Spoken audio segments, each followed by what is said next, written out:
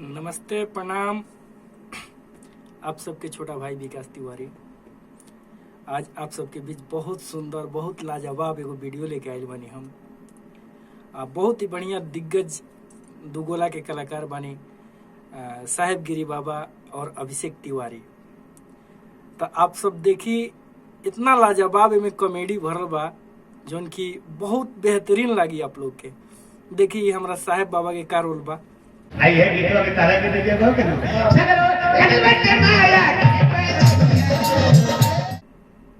का गजब के। आई फिर से एक बार देखी। आई है गीतवा के तारा के दे गो के ना जौन यहाँ के कमर के लचक बना वो वाकई एकदम लाजवाब लगा था। और ऐसे ही बनल रहे आप सब पूरा वीडियो में। देखिए इहों के कम नहीं थी अभिषेक बाबा, अभिषेक तिवारी जी। देखिए इहों के जवाब थोड़ा सा सुन ली। अच्छा रहुआ हेगा सेवरा खाली गाँव नहीं करो। हां खाली लाग गल बाटे अरे माया के बता। पूरा वीडियो बनल रहे, पूरा वीडियो में देखत रहे।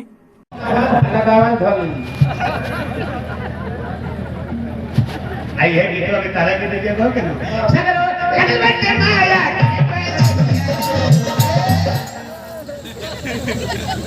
धीरे धीरे देते यही होई। हां तो गिर गिर में गौलाई से रवा देता नहीं। इतना निमन आशा भोसले का आवाज में बढ़ता रहो। बहरिया हम जाकर गइल नहीं हो। हां बहरिया हम जाकर में तो हम विशेष के गइल है सुने खातिर जे तार किंग लागता। हां ते बुझात रहलू जब के रानू मंडल स्टेशन छोड़ के आइल तो हम बने की रह चलता नहीं। हमरा माइक नहीं तो कह दे रानी मंडल वाला स्थान खाली बा। अभिषेक तिवारी स्टेशन पर तू ही चल जा। के पे इनको के स्टार बना दिया। सुमिरन का बोले के चाहिए का बोले तनी सुमिरन बन रहा एक शब्द बाउड अगर हम बोलते कहीं हके सुमिरन में ओकरे वो ध्यान न देनी हो। अरे वो सुमिरन में जो ना बोले के तन बोलता नहीं। और हमें दुआर पर के गीत गाना नहीं, गांव में के गीत गाना नहीं होता। काली माई पर हम लोग बहरी वाला रहती से तो दूसर बात बा। दूसरा के देखते कि नकल मत करी, बूढ़ा से मत बनी, कुंवर की मत बनी।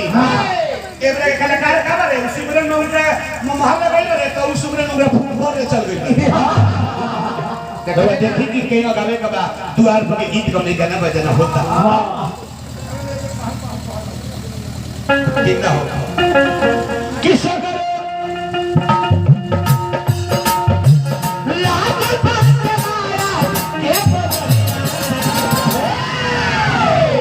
के बाजार में।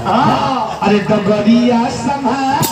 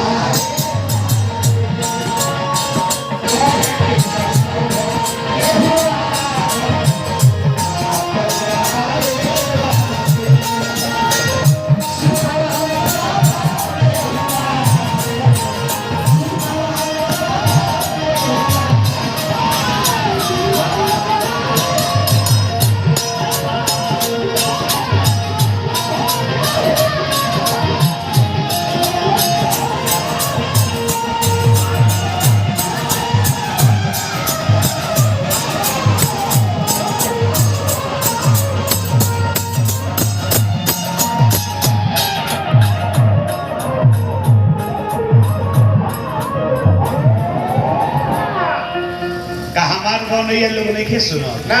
बाजार में सब सामान बिकता आ सारा सौदा के हम की बारे केहू परोरा किनता, केहू करेला किनता, केहू गोभी किनता, केहू फूल गोभी की, कोई बंदा गोभी आ कोई कुनरी किनता।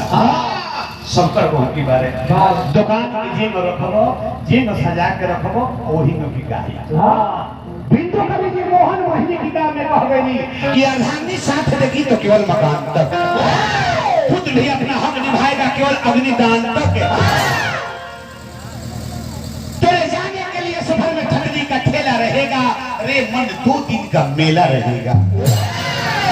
भोजपुरी में मन के घमंड तहार टूट जाई, लहरा का झंडा एक दिन तहार झुक जाई, पति परिवार सबका से नाता टूट जाई, बाप के गवारी एक दिन तहार फूट जाई।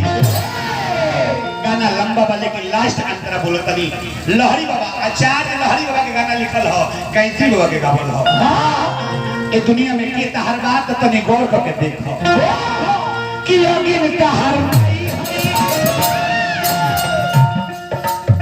लकड़ी तहर भाई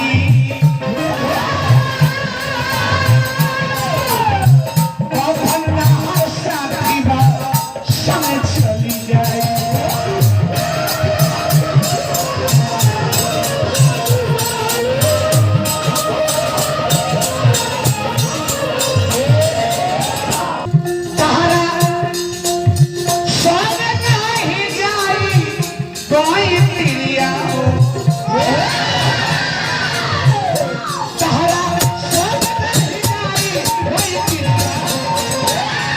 अरे डबरिया सब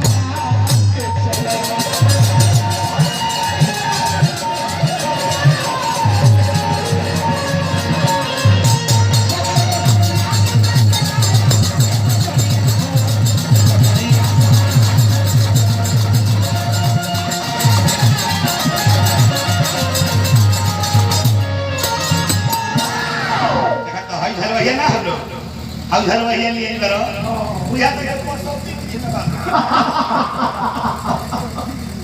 एक साल के बाद जाता ना तुम्हें कौन दशा हुई। हाँ नगरा भेजे क्यों बताइए